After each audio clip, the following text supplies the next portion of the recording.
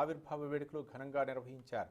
శ్రీ సోపకృతనామ సంవత్సరం ఉగాది పండుగ సందర్భంగా సారపాక ఐటీసీలో పిఎస్పిడి కార్మిక సంఘం భారత రాష్ట్ర ట్రేడ్ యూనియన్గా ఆవిర్భవించింది. ఈ సందర్భంగా సారపాకలో విలేకరుల సమావేశం నిర్వహించారు. గతంలో ఏ విధంగా టీఆర్ఎస్ కేవీ యూనియన్ను భారత రాష్ట్ర ట్రేడ్ యూనియన్గా మార్పు చేశామని కార్మిక సంఘం అధ్యక్షుడు సానికోము శంకర్ రెడ్డి తెలిపారు. బూర్గుంపాడు మండల ప్రజలు అలాగే ఐటీసీ కార్మికులకు తొలుత ఉగాది పండుగ శుభాకాంక్షలు తెలియజేశారు.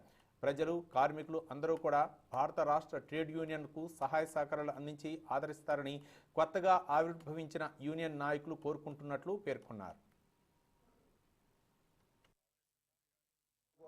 మరి అనేక సంక్షేమ పథకాలు చేసి కేసీఆర్ గారు రాష్ట్రాన్ని దేశంలోనే మొదటి స్థానంలో ఉంచిన సంగతి అందరికీ తెలిసిందే. అందులో భాగంగానే మరి దేశం మొత్తం కూడా తెలంగాణ మాదిరిగా అభివృద్ధి చేయాలనే ఉద్దేశంతో మరి గత నెల క్రితం బీఆర్ఎస్ పార్టీని ఆవిర్భించడం, మన జిల్లాలోనే ఆవిర్భావ సభ కూడా పెట్టడం జరిగింది.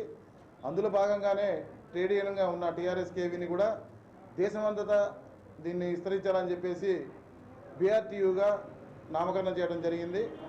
ఈరోజు తెలుగు ప్రజలకి అత్యంత మరి ఇష్టమైనటువంటి నూతన సంవత్సరం సందర్భంగా ఐటీసీ పేపర్ బోర్డులో శంకరెడ్డి గారి అధ్యక్షతన ఈ రోజు నుంచి టీఆర్ఎస్ కేవీని బీఆర్టీయూగా మేము నామకరణం చేయడం జరిగింది. ఆ సందర్భంగా మరి మీడియా మిత్రుల ద్వారా ఈ సమాచారాన్ని కార్మికులందరికీ అందజేయడం జరుగుతుంది. రాంబాబు గారు దాన్ని ఆమోదించడం జరిగింది.